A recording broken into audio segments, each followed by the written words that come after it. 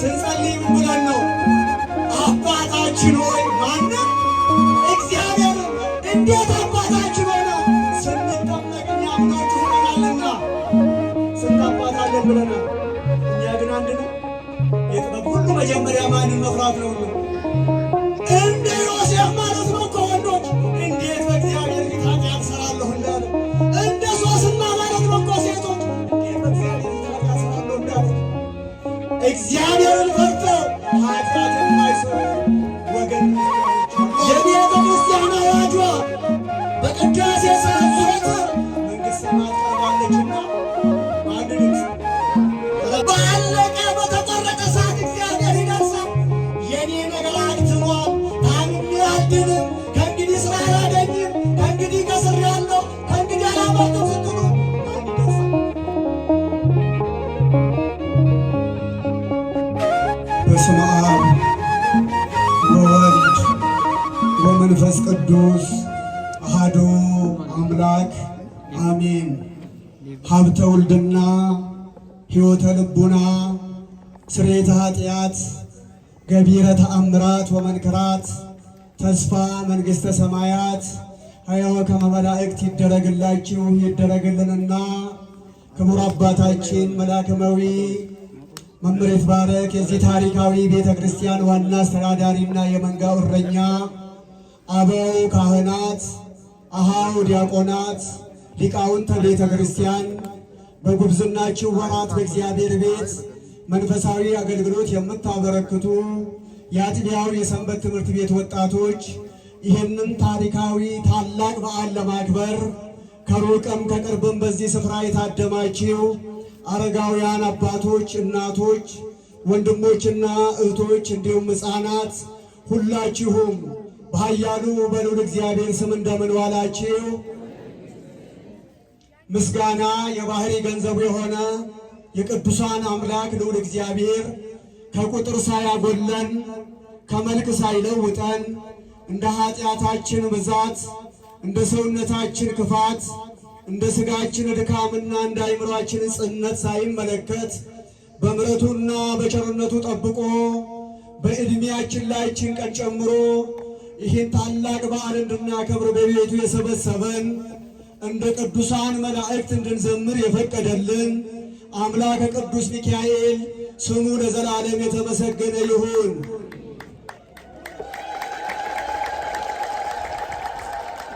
እልልታን የሚያውቅ ሕዝብ ምስጉን ነው ይላል ዳዊት። ድገሙታ። ምስክርነት ደግሞ በስንት ይጸናል አላችሁ? ዝማሬውንም እልልታውንም አምላከ ቅዱስ ሚካኤል ይቀበልልን። የእግዚአብሔር መልአክ በሚፈሩ ሰዎች ዙሪያ ይሰፍራል ያድናቸውማል። መዝሙር 33 ቁጥር 7 የጥበብ ባለቤት የእውቀት ባለቤት የምስጢር ባለቤት እግዚአብሔር አምላክ አንደበትን የሚከፍት ምስጢርን የሚገልጽ እግዚአብሔር መንፈስ ቅዱስ የሁላችንን እዝነ ልቡና እንደ ሊዲያ ከፍቶ ቅዱስ ቃሉን ሰምተን እንደ ቅዱስ ቃሉ የምንኖር እንደ ቅዱስ ቃሉ የምንጓዝ እንደ ቅዱስ ቃሉ የምንመላለስ ልጆቹ ያደርገን። እኛ ቅዱስ ቃሉን ለመስማት በቅድስናው ስፍራ ስንሰበሰብ ቅዱስ ቃሉ በዝነ ልቦናችን እንዳይጻፍ በመሃላችን እየገባ ልቦናችንን እየሰረቀ ሐሳባችን እየከፋፈለ የሚፈታተነን ጥንተ ጠላታችን ሰይጣንን የድንግል ማርያም ልጅ መድኃኒታችን ኢየሱስ ክርስቶስ በኃይለ መስቀሉ ቀጥቅጦ ከእግራችን በታች ይጣልልን። ፍቃዳችሁ ከሆነ እስቲ ርዕሱን አብረን እንበለው። የእግዚአብሔር መልአክ አይሰማም። ኧረ እኔ አልሰማሁም። በሚፈሩት ሰዎች ዙሪያ ይሰፍራል ያድናቸውማል። 7 ሀብታት የታደለው ለ40 ዓመታት እስራኤል ዘሥጋን በንግሥና ያስተዳደረው በኃጢአት ቢወድቅም ከዙፋኑ ወርዶ ማቅ ለብሶ አመድ ነስንሶ ንስሐ በመግባቱ እንደ ልቤ የሆነ የእሴይ ልጅ ዳዊትን አገኘው ብሎ እግዚአብሔር የመሰከረለት ንጉሥ ዳዊት በመዝሙር 33 ቁጥር 7 ላይ የተናገረው ሕያው ቃል ነው። የእግዚአብሔር መልአክ አለ በሚፈሩ ሰዎች ዙሪያ ይሰፍራል ያድናቸውማል። እውነት ስለ እውነት ወደ ዕለቱ ታሪክ ከመምጣታችን በፊት አናንያ፣ አዛርያ፣ ሚሳኤል ሰለስቱ ደቂቅ እግዚአብሔርን ይፈሩ ነበረና እግዚአብሔር መልአኩን ልኮ ከነበልባሉ እሳት አድኗቸዋል። ሰበብና በደል አልተገኘበትም የተባለው ነቢዩ ዳንኤል እግዚአብሔር መልአኩን ልኮ የአናብስቱን አፍ ዘግቶ ከአንበሳ መንጋጋ አድኖታል። ነቢዩ ኤልሳዕ የሶርያን ሰራዊት እንደ ጠፍ ከብት እንዲነዳ ያደረገው ከእኛ ጋር ያሉት ከእነሱ ጋር ይበልጣሉ ያለው የእግዚአብሔር መልአክ ተከቦ ስላለ ነው።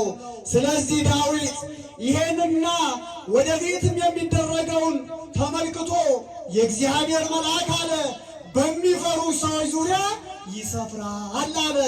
አስተውሉ፣ የእግዚአብሔር መልአክ ሲል አንድ ነው። እውነት አስብ፣ በአንድ ድምፅ የእግዚአብሔር መልአክ በሚፈሩ ሰዎች ዙሪያ ይሰፍራል ያድናቸውማል ሲል ደግሞ አሁን ለሁላችን እንደሚታደገን ይነግረናል። እንዴት ነው ይሄ የሚሆነው? አንዱ ቅዱስ ሚካኤል አዲስ አበባ ላይም ሐረር ላይም ወላይታ ላይም አሜሪካ ላይም አውስትራሊያ ላይም እንዴት ሆኖ ነው የሚታደገው እያሉ ኑፋቄ የሚዘሩ ሐራጥቃዎች አሉ። ምን አሉ መምህራኑ? በአጭር እይታ እኔና እናንተ በምናውቀው አንድ ሰው ቆሞ ሲያስተምር ያ ትምህርቱ ተቀርጾ በአንድ ጊዜ ለዓለም ይዳረሳል አይዳረስም? በአንድ ድምፅ፣ ኧረ በአንድ ድምፅ። ሰው የሰራው ግኝት እንዲህ ከሆነ እግዚአብሔር ደግሞ ለድነት የፈጠረው ሊቀ መላእክት ቅዱስ ሚካኤል በሁሉም ስፍራ ተገኝቶ ያድናል አያድንም? በአንድ ድምፅ። እኛንም ከክፉ ነገር ሁሉ ያድነን። ድርሳነ ሚካኤል ላይ ተጽፎ እንደምናነበው በዛሬው ዕለትም እንደሚተረከው እኛ አሁን ድርሳናቱን፣ ገድላቱን፣ ተአምራቱን ስናነሳ ሐራጥቃዎች ያማቸዋል። ኦርቶዶክሶች ይሉናል እዩ ከመጽሐፍ ቅዱስ ውጪ ነው የሚሰብኩት፣ መጽሐፍ ቅዱስን አያውቁም ይሉናል። ምጥ ለእናቷ ልጅ ምጥ ለእናቷ አስተማረች እንዲሉ ይላሉ አበው። ስታስተውሉ ወገኖቼ ገድሉ፣ ድርሳኑ፣ ተአምሩ ምንጩ ነቁ መገኛው መጽሐፍ ቅዱስ ነው። አንድ ዛፍ ቅርንጫፍ እንዳለ ሁሉ ፍሬ እንደሚያፈራ ሁሉ ከመጽሐፍ ቅዱስ የተገኘ ነው። ቅዱሳት መጽሐፍት ደግሞ አስፈላጊ እንደሆኑ ሐዋርያው ቅዱስ ጳውሎስ ለመንፈስ ልጁ ለጢሞቴዎስ ሁለተኛ ጢሞቴዎስ ምዕራፍ 3 ቁጥር 16 ላይ ሁለተኛ ጢሞቴዎስ ምዕራፍ 3 ቁጥር 16 ላይ እንዲህ ብሎ መሰከረ። የእግዚአብሔር ሰው አለ። የማን ሰው? በአንድ ድምፅ የእግዚአብሔር ሰው ፍጹምና ቅዱስ ይሆን ዘንድ አለ የእግዚአብሔር መንፈስ ያለበት መጽሐፍ ሁሉ ለትምህርት፣ ለተግሣጽ፣ ልብን ለማቅናት ደግሞ ይጠቅማል አለ። ሲጀምር ሐዋርያው የእግዚአብሔር ሰው ፍጹምና በጎ ሥራ ይሠራ ዘንድ የእግዚአብሔር መንፈስ ያለበት መጽሐፍ ሁሉ ለትምህርት፣ ለተግሣጽ፣ ለምክር፣ ልብን ደግሞ ለማጽናት ይጠቅማል አለ። ይጠቅማል፣ ይጎዳል? በአንድ ድምፅ፣ ኧረ በአንድ ድምፅ። ምን ማለት ነው የእግዚአብሔር ሰው ማለት? ርትዕት ሃይማኖት ይዞ ምግባር የሠራ ፍቃደ ሥጋውን ለፍቃደ ነፍሱ ያስገዛ በእግዚአብሔር አጋዥነት ዓለምን፣ ሥጋን፣ አጋንንትን ድል አድርጎ በምክረ ካህን በፍቃደ ካህን የሚኖር እሱ የእግዚአብሔር ሰው ነው። የማን ሰው ነው? የእግዚአብሔር ሰው። ከሚገርማችሁ ድርሳኑም ገድሉም ተአምራቱም መጽሐፍ ቅዱሳዊ ናቸው። ምን ይላል? ድርሳነ ቅዱስ ሚካኤል ላይ እስክንድርያ በሚባለው ሀገር ከእህት አብያተ ክርስቲያናት አንዷ ማለት ነው። ግብፅ በሚለው እኛ በምናውቀው እስክንድርያ ይላታል መጽሐፍ። በዚያን ዘመን የነበሩ ሕዝቦች ይላል ታላቁ አባት እለእስክንድሮስ በነበረበት ዘመን፣ የሃይማኖት አባት የነበረበት ዘመን፣ እውነት የሚመሰክር አባት በነበረበት ዘመን ሕዝቡ ጣዖት ያመልኩ ነበረ። የጣዖቱም ስም ይላል ዙሃር ይለዋል። በኮከብ አምሳያ ሰርተው ፈጣሪ ነው ብለው ጣዖቱን ያመልካሉ። ቀረበ ታላቁ አባ እስክንድሮስ ከእኔ በቀር ሌላ አምላክ አታምልኩ ብሏልና ጣዖት አታምልኩ አላቸው። ምን አሉት ይላል በዘመኑ የነበሩት ከአንተ በፊት 18 ሊቃነ ጳጳሳት ነበሩ፣ አንዳቸውም ይሄን ጣዖት ቤት እናፍርስ ያሉን የሉም። አንተ እንዴት እንዲህ ትለናለህ አሉት። እነሱ በዓሉን የሚያከብሩ ሰኔ 12 ነበር ይላል ድርሳኑ። እንዴት እንዲህ ትለናለህ?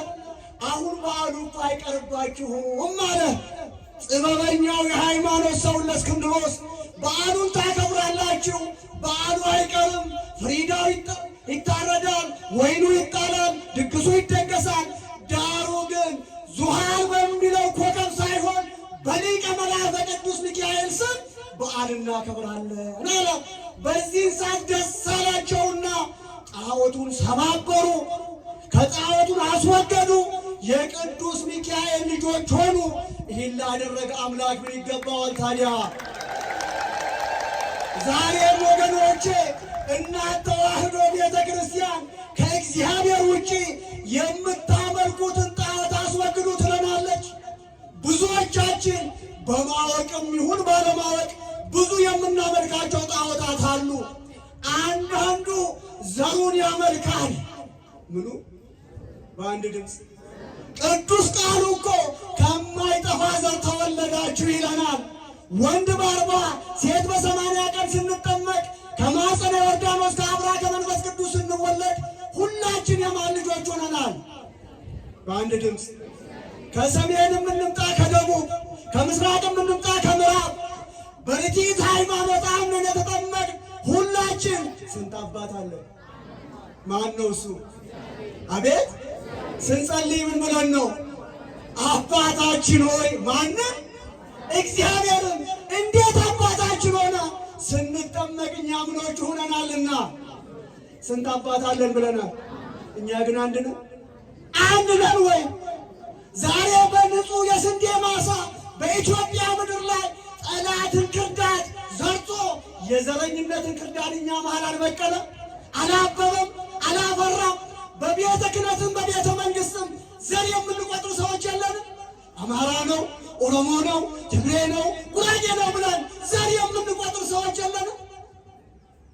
ወገኖቼ ቅዱስ ቃሉ የሚለን ከማይጠፋ ዘር ምን ሆናችሁ ተወልዳችኋል ይለናል አንደኛ ጴጥሮስ 3 ላይ። ስለዚህ ይሄ ዘረኝነት ጣዖት ነው። ከዚህ ህይወት እንውጣ። ስንት አባት ስላለን፣ ስንትና ስላለን፣ ስንት ሃይማኖት ስላለን፣ ሌሎቹ ደግሞ ከዘር በተጓዳኝ ገንዘብ ያመልካሉ። በዚህ ዘመን ሲናገሩ እንኳ በብሂል ምን ይላሉ? ገንዘብ ያለው ሙሉበታል። አቤት ቆንጆ ብሂል ናት አይደል? ሙሉባት እስቲ ገንዘብ ያለው አቤት በሰማይ ምን አለው? አዎ እንደነሱ አባባል እንደ ዓለማውያኑ የአይሮፕላን ቲኬት ገዝተህ መብረር ትችላለህ በሰማይ ነው። ግን መድረስ ይቻላል? መብረር ይቻላል? መድረስ ይቻላል? ማን ሲፈቅድ ነው? ወጠን እንዲገባ ማን ሲፈቅድ ነው? ሚስጥሩ ግን አሉ እውነትም ገንዘብ ካለ በሰማይ መንገድ አለ ማለት ሰማያዊን ቤት ያወርሰናል። ገንዘብ በጎ ስራ ከሰራንበት፣ የታረዘ ካለበስ፣ የተራበ ካበላን፣ የተጠማ ካጠጣን፣ የተቸገረ ካረዳን፣ ቤተ እግዚአብሔር ካነስ ገንዘቡ በሰማይ ምን አለው አሉ መንገድ። ስለዚህ ገንዘብን አታምልኩ። ገንዘብን መውደድ አለ ቅዱስ ጳውሎስ የክፋት ሁሉ ስር ነው። አንዳንዶች ይህን ሲመኙ አለ ከሃይማኖት ተሳስተው በብዙ ስቃይ ራሳቸውን ወጉ ይላል። ወገኖቼ ዘር አናምልክ፣ ገንዘብ አናምልክ፣ ቋንቋ አናምልክ፣ ባለስልጣን ዘመድ አናምልክ። ማንን እናምልክ?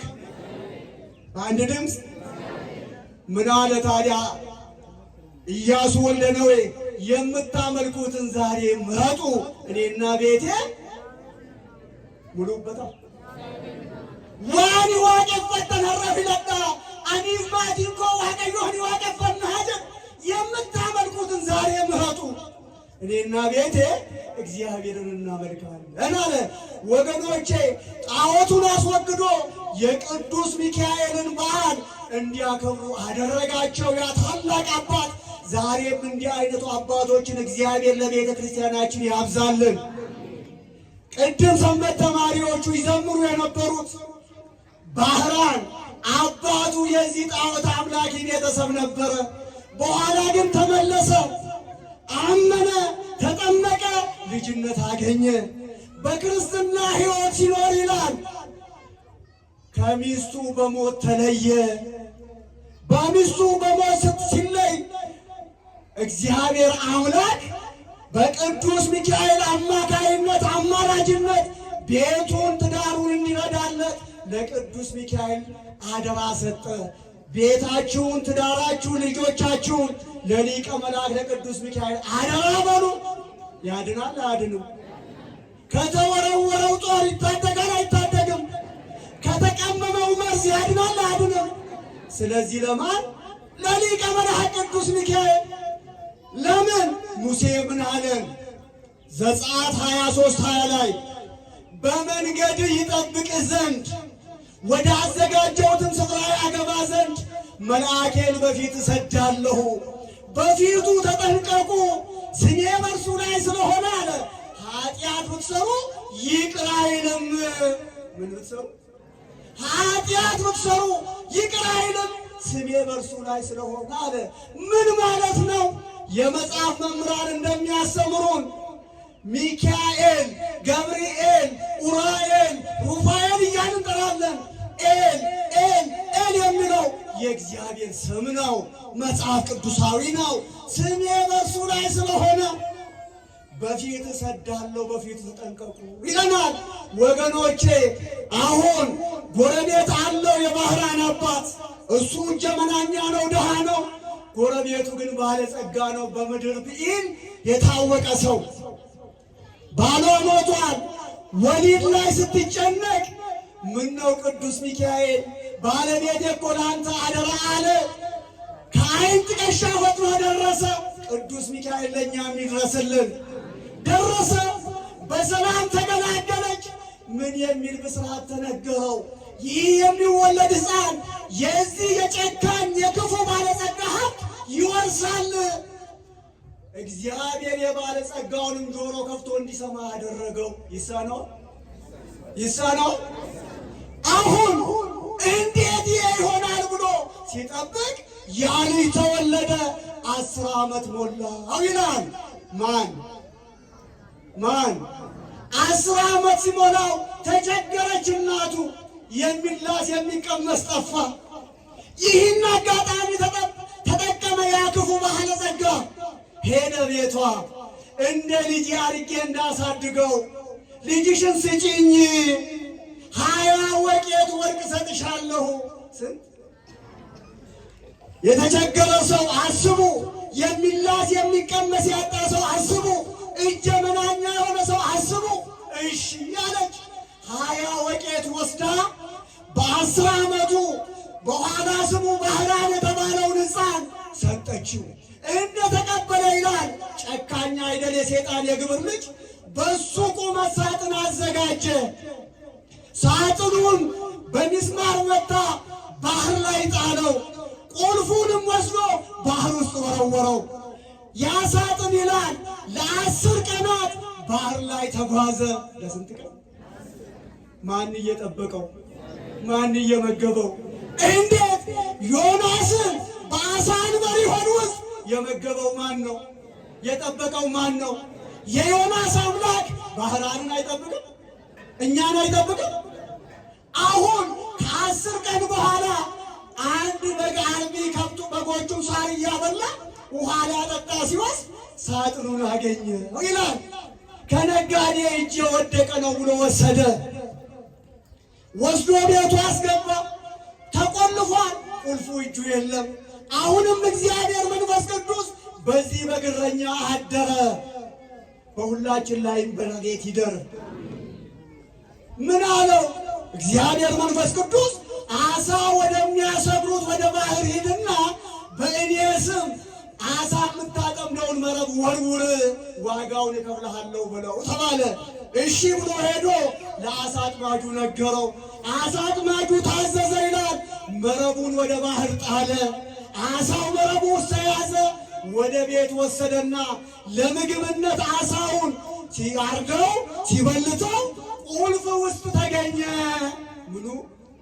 ምኑ ሰዎች የዘጉትን ቁልፍ እግዚአብሔር በአሳ ሆድ ውስጥ ሆኖ እንደሚታደግ አስቡ። ለዚህ ሳጥን ይሆን ወይ ብሎ ሄዶ ሲከፍተው አለ ምን የመሰለ ሕፃን አገኘ። ደስ አለውና ስሙን ባህራን አለው። ከባህር የተገኘ ማለት ነው። ማን አለው? አሁን ይሄ ልጅ አደገ።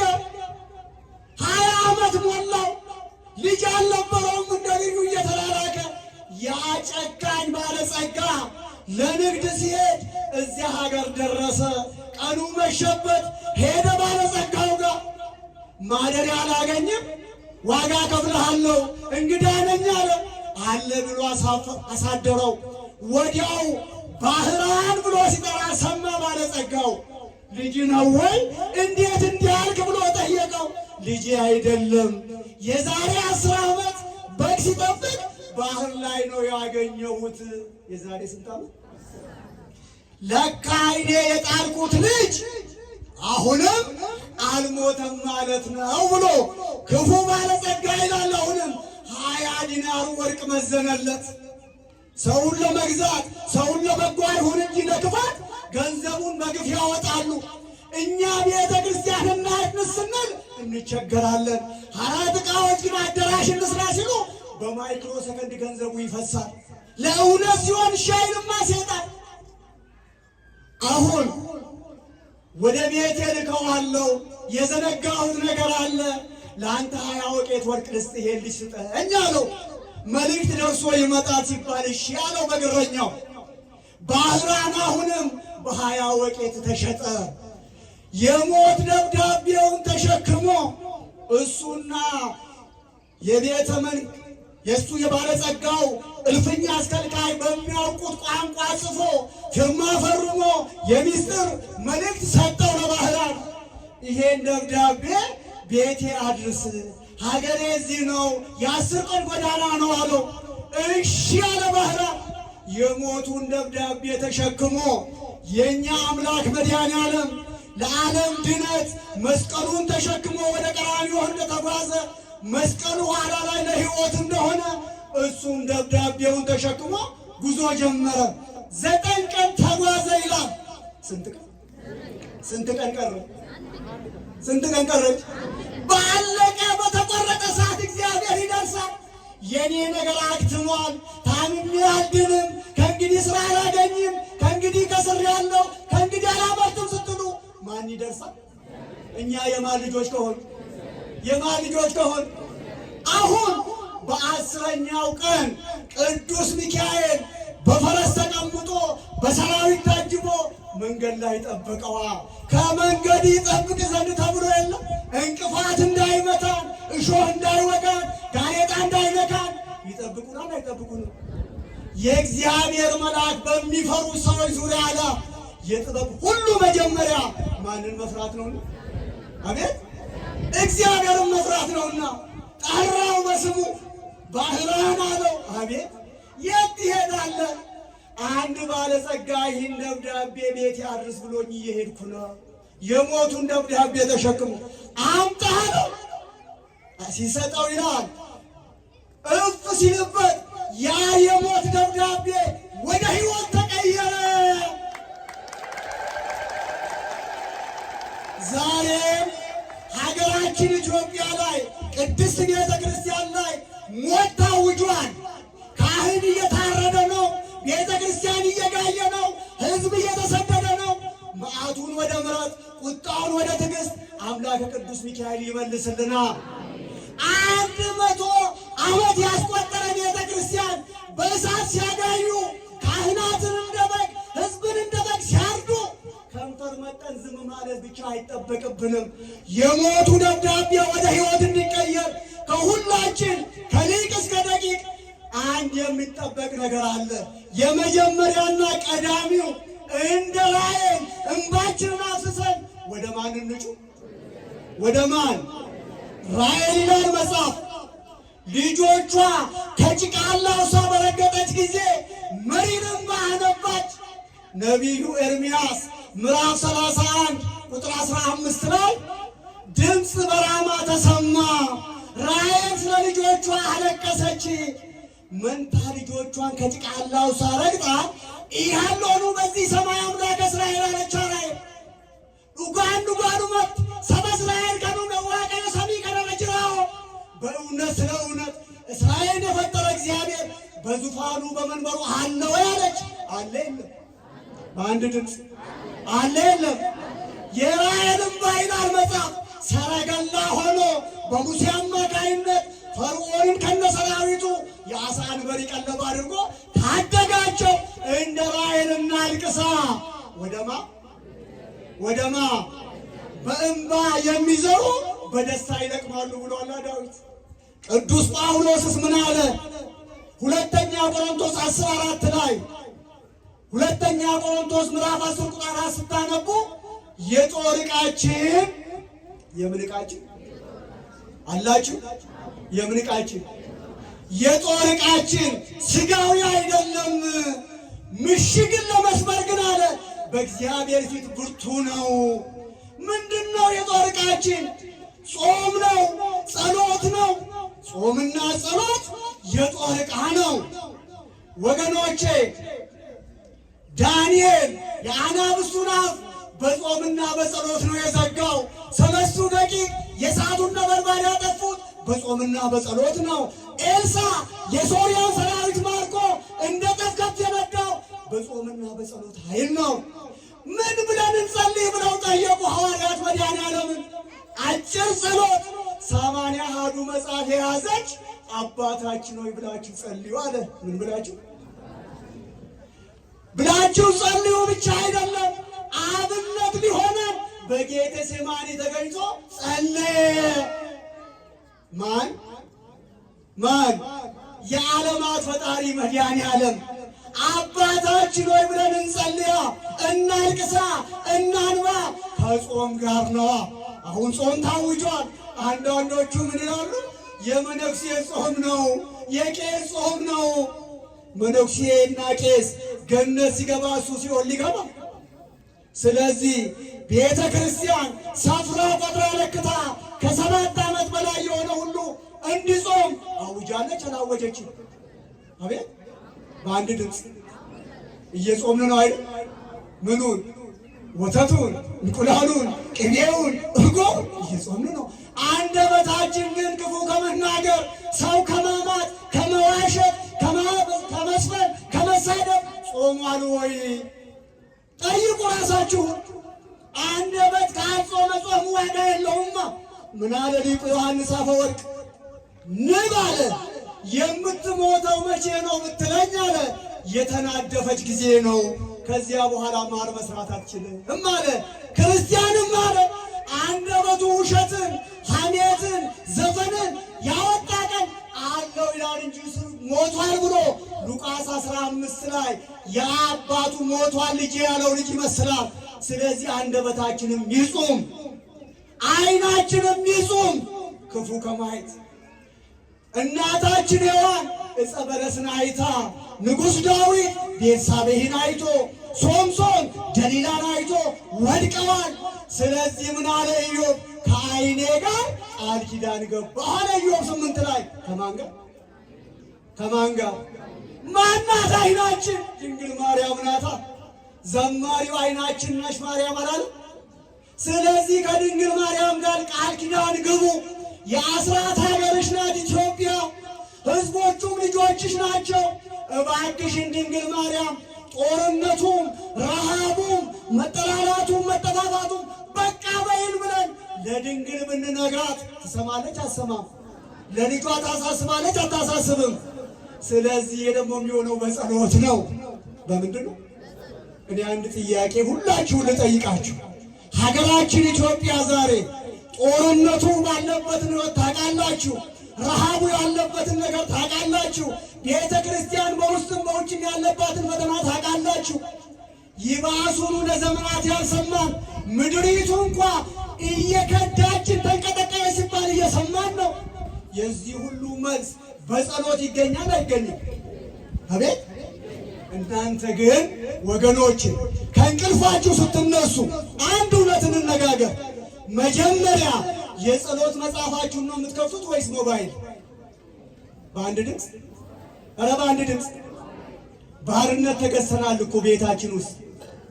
ምን አለ ውዳሴ ማርያሙንም ዳዊቱንም ድርሳኑንም ገድሉንም ከደገምን በኋላ ሞባይሉን ከፍተን ማየት አንችልም? እንዳናይ ግን የባዕድ ልጆች ደለሉኝ እንዳለ ዛሬ ተፈትነናል። ሞባይልሽን ከዛሬ ጀምረሽ ቅድሚያ ከምትከፍት ወንድሜ የጸሎት መጽሐፍን ክፈት።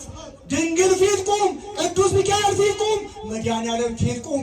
በቃ እንዲለን አሁን የባህራንን ሕይወት ሞቱን ደብዳቤ ወደ ሕይወት እንደቀየረ እግዚአብሔር የኢትዮጵያን ታሪክ እንደቀደመ ታሪኳ እንዲመልስልን፣ ፍቅር እንደነበረበት እንዲመልስልን ማን ይርዳን? ዛሬ ሴት የመዘዙ እሳት ያቀጣጠሉ ቤተ ክርስቲያን የሚጠፋ መስሏቸው ነው። ምን አለ ዮሐንስ አፈወርቅ? ከሰው ጋር ብትጣላና ብትታገል አለ ታሸንፋለህ ወይ ያሸንፍሃል አለ። ሰው ነውና ከቤተ ክርስቲያን ጋር ታግሎ ማሸነፍ አይቻልም። ለዘመናት ቤተ ክርስቲያን ተዋግታለች አለ ከዲያብሎስና ከሰራዊቱ ጋር። ተሸንፋ ግን አታውቅም። ዲያብሎስ ዝናሩን አራገፈ፣ ጦሩን ወረወረ፣ ቤተ ክርስቲያንን አላሸነፈም። እንዴት? በዲዮቅልጥያኖስ ዘመን በነ ኔሮን ዘመን ቤተ ክርስቲያን ተፈትናለች። በሀገራችን ዮዲት ጉዲት 40 ዓመት አይመድ ግራኝ 15 ዓመት ጣሊያን 5 ዓመት ፈተኗት። ፈታኞቿ የሉም። ቤተ ክርስቲያንስ ነገስ ለዘላለምስ? ስለዚህ ከኛ ምን ይጠበቃል? ፈተናውን እንዲያርቅልን ወደ ማን እንጩህ? የሞቱን ደብዳቤ እንዲቀይርልን ወደ ማን እንጩህ? ወገኖች የለቅሶ ጸሎቱ ብቻ አይደለም። ሰንበት ተማሪዎችም ማህበራትም ህዝበ ክርስቲያንም የታረዱት ወገኖቻችን ናቸው። ቤታቸው የጋየ ወገኖቻችን ናቸው። የተቃጠለ የኛ ቤተ ክርስቲያን ነው። በህብረት ሂደን ልናያቸው፣ አቅም ካለን ልንረዳቸው፣ በትምህርትም በእውቀትም ልንጎበኛቸው ይገባል አይገባም? በአንድ ድምፅ መቼ ወስኑ። መዋቅር አላት ቤተ ክርስቲያን። በየአጥቢያው ተነጋገሩ። ለሀገረ ስብከቱ ጥያቄው ከቀረበ ሀገረ ስብከቱ ለጠቅላይ ቤተ ክህነት ያቀርባል። በህብረት በዘመቻ በሻሻላ ሄደን እንዳይሰራ ነው፣ ኮፈሌላ ሄደን እንደሰራ ነው፣ ባሌላ ሄደን እንደሰራ ነው፣ እንዳገለገል ነው። በማህበር ሄደን ለቅሶ መድረስ ይገባል አይገባም? የሞቀ ቤታቸው ነው እኮ በሳት የጋየው። 100 ዓመት ያስቆጠረ ቤተክርስቲያን ነው እኮ የነደደው። ስለዚህ እናሰራለን አናሰራም? ማንን ይዘን? ወገኖቼ እግዚአብሔርን ይዞ የተሸነፈ አካል የለም። ቤተ ክርስቲያን ዘላለም አሸናፊ ናት። የገሃነም ደጆች አይችሏትም ብሏልና። ወደ ባህራን ስንመጣ ደብዳቤውን ወስዶ ለአስመጋቢው ሰጠው። ምን ይላል ደብዳቤው? ቅዱስ ሚካኤል የቀየረው እኔ ለንግድ ሩቅ አገር ሄጃለሁ እቆያለሁ። ይሄ የሚመጣው ሰው ሃይማኖት ያለው በምግባር የቀና ነው። እገሊት የምትባለው ልጄ እንዳሩት በውስጥም በውጭም ያለ ሀብቴን ስጡት የሚል ደብዳቤ ነው። ተደረሰ፣ ተነበበ። ያ ነጋዴውና አስመጋቢው በሚያውቁት ፍርማ ተማመነ። ሰርግ ተሰረገ። ባህራን ሚስት አገኘ። የቅዱስ ሚካኤል የተናገረው የዚህ ባለጸጋ ሀብት ይወርሳል ያለው ተፈጸመ አልተፈጸመም? አቤት! ተፈጸመ። ከ40 ቀን በኋላ ይላል መጣ። ዘፈን ሰማ፣ እልልታ ሰማ፣ ከበሮ ሰማ። ምንድን ነው ብሎ ጠየቀ። አንተ የላከው ሰው እኮ ልጅህን ረንለት ልዩ ሰርግ ነበረ ሲባል በድንጋጤ ከፈረስ ወድቆ ሞተ። ሚስቱም ይሄን ሰማች፣ ደንግጣ ሞተ እቻለ። በቀል የማን ነው? ማን ነው በቀል የሚመልሰው? ሮሜ 12:19 ላይ በቀል የኔ ነው ብድራቱን እኔ እመልሳለሁ አለ እግዚአብሔር። እንበቀላለን አትበሉ። ኃይል የለንም፣ ጉልበት የለንም፣ ሰራዊት የለንም። ኃይላችን ማን ነው? ጉልበታችን ማን ነው? ስለዚህ እግዚአብሔርን የያዘ ሰው ያሸንፋል፣ ይሸነፋል። ባህራን ከዚያ በኋላ ቅስና ተሾሞ የቅዱስ ሚካኤልን ቤተ ክርስቲያን አሳንጾ እስከ እልፈቱ ቅዱስ ሚካኤልን ሲዘክር ኖረ። ምንድነው ይሄ ታሪክ የሚነግረን? ዓለም እኛ ላይ የሞት ደብዳቤ ታዘጋጃለች። አጋንንት እኛ ላይ የሞት ደብዳቤ ያዘጋጃሉ። ይሄን የሞት ደብዳቤ ዛሬ እንዲሻርልን ማድረግ እንችላለን። ምንድነው የሞት ደብዳቤው? ምን አለ ጠቢቡ ሰለሞን? ምሳሌ ምዕራፍ 20:9 ላይ ከኃጢአት ጠራሁ የሚል ማን ነው ብሎ ጠየቀ። አንጩ ቡራ ምን ሰከንጀሉ ሄው ከወላዲት አምላክ ከድንግል ማርያም በስተቀር ሰው ሆኖ ሥጋ ለብሶ ኃጢአት አልሰራሁም የሚል ከሰው ወገን አለ? በአንድ ድምፅ ኧረ በአንድ ድምፅ ምን አለ ሊቁ ዮሐንስ አፈወርቅ? ኃጢአት በሽታ ነው፣ ንስሐ መድኃኒት ነው፣ ካህን ዶክተር ነው፣ ቤተ ክርስቲያን ሆስፒታል ናት አለ። ቤተ ክርስቲያን ሐኪም ቤት ናት እንጂ ፍርድ ቤት አይደለችም ይለናል። ሁላችን ታማሚዎች ነን። አበ ነፍስ ያልያዛችሁ አበ ነፍስ ያዙ፣ የዕዳው ደብዳቤ እንዲቀደድ። አበ ነፍስ ያዛችሁ ንስሐ ግቡ። ንስሐ የገባችሁ ደግሞ ማሰሪያው ሥጋ ወደሙ ነዋ። ዘበላ ሥጋዬ ወሴተ ደሜ በሕይወት ዘላለም ነው እኮ ያለው። ሥጋዬን የበላ በሉ እሱ ደሜን የጠጣ ምን አለው? ምን አለው? ለመቀበል ትንሹ መድኃኒቱ ንስሐ ነው። ማን ጋር ሂዶ? እግዚአብሔር ጋር። ድገሙት። ሮሜ 8:4 ሂድ አለ መድኃኒዓለም ራስን ለካህን አሳይ አለ። ስለዚህ አበ ነፍስ ያልያዛችሁ የዕዳው ደብዳቤ እንደ ባህራን እንዲቀደድልን አበ ነፍስ እንያዛ። በእኛ ቤተ ክርስቲያን አሉ ሊቃውንቱ 3 መደብ ሕዝብ አለ አሉ። ጨርሻለሁ። ስንት መደብ? አንዱ መደብ በቀንም ይሁን በሌሊት በበጋም ይሁን በክረምት ገጠርም ይሁን ከተማ ሀገር ውስጥም ይሁን ሀገር ውጭ እግዚአብሔርን ፈርቶ ኃጢአት የማይሰራ ክርስቲያን አለ። ማንን ፈርቶ? የጥበብ ሁሉ መጀመሪያ ማንን መፍራት ነውና እንደ ዮሴፍ ማለት ነው እኮ ወንዶች እንዴት በእግዚአብሔር ፊት ኃጢአት እሰራለሁ እንዳለ፣ እንደ ሶስና ማለት ነው እኮ ሴቶች እንዴት በእግዚአብሔር ፊት ኃጢአት እሰራለሁ እንዳለች። እግዚአብሔርን ፈርተው ኃጢአት የማይሰሩ ወገን ክርስቲያኖች አሉ አሉ። ሁለተኛ መደብ ደግሞ አሉ ሰዎች ናቸው፣ ሥጋ ለባሽ ናቸው። በአንድም በሌላም ይፈተናሉ። ኃጢአት ቢሰሩም የዋለው አይደር ያደረው አይዋል ብለው ንስሐ የሚገቡ አሉ። ምን የሚገቡ? የቤተ ክርስቲያን አዋጇ በቅዳሴ ሰዓት ዘወትር መንግሥተ ሰማያት ቀርባለችና በአንድ ድምፅ ኧረ በአንድ ድምፅ ኧረ በአንድ ድምፅ ገብተናል ወይ ነው። ጨረቃ መስለናል፣ አምሮብናል፣ በዓል እናከብራለን፣ ገዳም እንሄዳለን፣ ብዙ አገልግሎት እንሰራለን። ንስሐ ግን ገብተናል ወይ? ምንድን ነው የምንጠብቀው? ሞትን ያህል ነገር ተሸክመን ንስሐ የጆሮ ቀለብ ብቻ የሆነብን ወገኖች አለን። አልመሸም፣ እንወስን፣ ንስሐ እንግባ። ማን ጋር ሄደን? ሁለት ድምፅ እግዚአብሔር ጋር።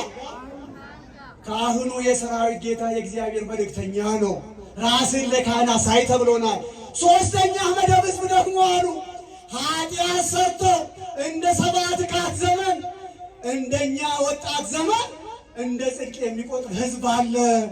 ዘረኝነቱን፣ ጉቦውን፣ አድመኝነቱን፣ ውሸቱን እንደ ጽድቅ የሚቆጥር ትውልድ ደግሞ አለ ይላሉ። ምን አለ ሆሴዕ ምዕራፍ 8:7 ላይ? ሆሴዕ ምዕራፍ 8:7 ስታነቡ ኤፍሬም አለ ኤፍሬም የያዕቆብ ልጅ ነው። ያዕቆብ የይስሐቅ ልጅ ነው። ይስሐቅ የአብርሃም ልጅ ነው። ከደጋጎቹ የተወለደው ኤፍሬም ከአሕዛብ ጋር ተደባለቀ። ከማን ጋር? በአንድ ድምፅ ከአሕዛብ ጋር፣ እምነት ከሌላቸው ምግባር ከሌላቸው ከያማን አሕዛብ ጋር ተደባለቀ አለና ሆሴዕ ኤፍሬም አለ እንዳልተገላበጠ ቂጣ ነው። ምን እንዳልሆነ እየሰማችሁ ነው እናቶች እህቶች? ቂጣ በሁለቱ በኩል ሲመስል ነው በአንድ በኩል? ኧረ በአንድ ድምፅ፣ ኧረ በአንድ ድምፅ። እንዳልተገላበጠ ቂጣ ነው ሲል ምን ማለቱ ነው? በአንድ በኩል በስሏል፣ በአንድ በኩል ሊጥ ነው። ስሙ ክርስቲያን ነው፣ ግብሩ ግን የአሕዛብ ነው። ቃሚው ማን ነው? አጫሹ ማን ነው? ዘፋኙ ማን ነው? ቤተ ክርስቲያን እየነደደች እየጋየች ካህን እየታረደ አርሴማ ደጋፊ ተብሎ ስቴዲየም የሚሰበሰብ ያልተገላበጠ ቂጣ የለም። እንደ መጸለይ እንደ መጾም ለቤተ ክርስቲያን ልጅነቱን እንደማሳየት። ኧረ ምን እሱ ብቻ! እህቶቻችን ደግሞ በዚህ ዘመን በትክክል የባዕድ ልጆች ባርነት ገዝተውን ምን ሰማው መሰላችሁ? በሚዲያ እኔ ሰርጌ ስለደረሰ አለች 75,000 ብር አውጥቼ ጥፍር አስተከልኩ። ስንት ሺህ ንገሩኝ እስኪ? ስንት ሺህ? 75,000 ረሀብተኛ እኮ አለ ጎዳና ላይ ወድቆ ይህን ያለ የሚል ጥፍሩን የፈጠረው ማን ነው? ጸቡ ከማን ጋር ነው? አንዳንድ እህቶች እኮ ዛሬ ማንነታቸውን ረስተዋል። ለከንፈራቸውም ቀለም፣ ለፀጉራቸውም ቀለም፣ ለቅንድባቸውም ቀለም። የቤት ግድግዳ ሁና ቁጭ አለች። ቀለም የሚቀባው የቤት ግድግዳ ነው ሰው ነው? አቤት! ስም ሲያወጡለት ደግሞ ምን አሉ? ሜካፕ አሉ። ተማሪ እኮ ከረፈደበት ካልተማረ ነው እኮ የሚያሟላው። አሁን እኛን ውብ አድርጎ የፈጠረን ማን ነው? እግዚአብሔሮች ስትፈጥረን ችግር አለ ብላ ፀጉሯ ላይ የፈረስ ጭራ ለሱም የዳቦ ሲም ዊግ አለች። ለከንፈሯም ቀለም ለሱም ስም አወጣች የዳቦ ስም። ምን አለች? ሊፕ ደስ አትሉ? እንዲህ የምታደርጉ ደስ አትሉ? ከዚህ ሕይወት ውጡ። እንዳልተገላበጠ ቂጣ ማለት ይሄ ነው። ስለዚህ ወገኖቼ በተለይ እህቶች በዛሬው ዕለት የአፎሚያን ሕይወት ልናደርግ ግድ ነው። እናታችን አፎሚያ በዛሬ ዕለት በዓለ ዕረፍቷ የሚከበርላት ሴጣን ከአንዴም ሁለቴ ፈተናት። ጥበበኛዋ ሴት ግን ሴጣንን አይታ መልአክ ነኝ ብሎ ሲመጣ አልተቀበለችውም። ምን አለች? ከእግዚአብሔር የተላከ መልአክ መስቀል እጁ ላይ አለ። ከንጉሥ የሚላክ መልእክተኛ የንጉሡን ደብዳቤ ይይዛል። ደብዳቤው በማተምና በፊርማ ይረጋገጣል። አንተ ቅዱስ ሚካኤል ከሆንክ የት አለ አርማህ አለችው። አይታ አልሰገደች። መንፈስን ሁሉ አትመኑ ነው ያለው። ዛሬ ግን የእኛ አጥማቂ ነኝ ካለ ተአምር እሰራለሁ ካለ እንደ ጠፍ ከብት ይነዳል። ዝም ብላችሁ አትጓዙ። እንደ እናታችን አፎሚያ ምልክት የት አለ በሉት፣ ጠይቁ፣ መርምሩ።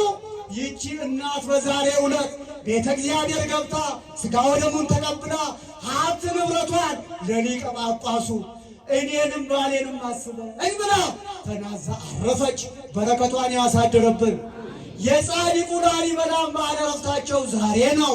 የእሳቸውንም በረከት ያሳድርብን። ድርብርብ በዓል ነው። ለዚህ በዓል ያደረሰን ማን ነው? ምን ይገባዋል? አቤት እልልታ ስትችሉ አይገርም? አቀለጣችሁ። እስቲ ድገሙት። መጨረሻ አንድ ጥያቄ ልጠይቃችሁና በጸሎት አባታችን ያሳርጉልናል። ፈቃደኞች ናችሁ? በአንድ ድምፅ ጥያቄውን ለመመለስ ፈቃደኞች ናችሁ? የኔ ጥያቄ አጭር ናት። ሌባ ትወዳላችሁ? በአንድ ድምፅ ምን አትወዱ? እችን ጥቅስ ደግሞ ጻፉልኝ በእግዚአብሔር ቤታችሁ እንድታነቡ። ትንቢተ ሚልክያስ ምዕራፍ 3 ቁጥር 7 ጻፉ። በእግዚአብሔር ነው ያልኩኝ ቤታችሁ እንድታነቡ። ትንቢተ ሚልክያስ በሉ፣ ተናገሩ። ትንቢተ ሚልክያስ ምዕራፍ 3 ቁጥር 7 ምዕራፍ ስንት ቁጥር ስንት ምን ይላል መሰላችሁ? ከደቂቀ ነቢያት አንዱ የሆነው ሚልክያስ ከአባቶቻችሁ ዘመን ጀምሮ ከሥርዓቴ ፈቀቅ ብላችኋል፣ እርሷን አልጠበቃችሁምና ወደ እኔ ተመለሱ፣ እኔም ወደ እናንተ እመለሳለሁ ይላል የሠራዊት ጌታ እግዚአብሔር። እናንተ ግን የምንመለሰው በምንድን ነው ብላችኋል። በውኑ ሰው እግዚአብሔርን ይሰርቃልን? እናንተ ግን እኔን ሰርቃችሁኛል። የሰረቅን በምንድን ነው ብላችኋል። በአስራትና በኩራት ነው አለ። ከአስራ አንድ ያላወጣ ምንድን ነው አለ? በአንድ ድምፅ። ኧረ በአንድ ድምፅ፣ ኧረ በአንድ ድምፅ። ሌባ ትወዱም አይደል? ግን ምንድን ናቸው አብዛኞቻችሁ? ደስ አይል? ሌባ የማይወድ ሌባ ተሰብስቦ የሌባን ጸሎት እግዚአብሔር ይሰማል? ይሰማል? ጸሎታችሁ እንዲሰማ ትፈልጋላችሁ? ስራ ያላችሁም ስራ የሌላችሁም፣ ሀብታምም ድሃም፣ ሕፃንም አረጋዊም፣ ወንድም ሴትም ስንት እጅ ነው ያለን? ወደ እግዚአብሔር አውጡ ሁለት እጃችሁን፣ አንሱ ወደ ላይ በደንብ አውጡ ሁለት እጃችሁን። በውጊያ ግንባር ሁለት እጅ ማውጣት ተማርኬያለሁ ማለት ነው። እውነት ሐሰት? አውጡ ነው ያልኩኝ፣ መልሱ አላልኩም። በወንጌሉ በመስቀሉ በፍቅሩ እኛን የማረከን ማን ነው? በአንድ ድምፅ ማን ነው? እግዚአብሔር ከሰጠኝ ሁሉ በሏ። አቤት ጾም፣ አቤት ጾም። እግዚአብሔር ከሰጠኝ ሁሉ፣ እግዚአብሔር ከሚሰጠኝ ሁሉ ከአስራ አንድ ለእግዚአብሔር እሰጣለሁ። አምላክ ቅዱስ ሚካኤል እድሜ ከጤና ሀብት ከእውቀት አትነግሩ ለሁላችሁ ይስጣችሁ። መልሱ። ጥቅሙ ለማን ነው? ለመላከማዊ፣ ለመርጌቶቹ፣ ለሊቃውንቱ። ያሶ ጊዳዮ የደሚያይ የለያሲ ጨው ሆይ ለራስ ስትል አለበለዚያ እዚህ እንውጣ፣ አስራቱን እናውጣ። ጌታን ጠየቁት፣ ለቄሳር ግብር መክፈል ይገባሉ ወይ ብለው ማቴዎስ 20 ስታነቡ ይገባል፣ ግን ፖለቲከኛ ነው ከምድራዊ ነገሥታት ጋር ተዛምዷል ይሉት። አይገባም ግን ደግሞ ሊያጣሉ የልቦናቸውን ያውቃል መድኃኒዓለም። ዲናሯን አምጡ አለ። ዲናሯን የሰሩ ሰዎች የፈጠረ እውቀት የሰጠ እኮ እርሱ ነው። ሲያመጡ ይላል በአንድ በኩል ስዕለ ክሩብ፣ በአንድ በኩል የቄሳር ስዕል ተስለዋል ዲናሯ ላይ። ምን አላቸው መድኃኒዓለም? የቄሳርን የእግዚአብሔርን፣ ገበሬ ከምርቱ፣ ነጋዴ ከወረቱ፣ ሰራተኛ ከደመወዙ ለምድራዊ መንግስት ግብር ይከፍላል አይከፍልም? አልከፍልም ቢልስ ያገኛታል? እግዚአብሔር እጅ እግራችንን ስላላሰረ ነው? ዓይናችንን ስላላሳወረ ነው? ይችላል አይችልም? የእምነት አምላክ ነውና ከዛሬ ጀምራችሁ ወስኑ። ከአስራ አንድ የማን ነው?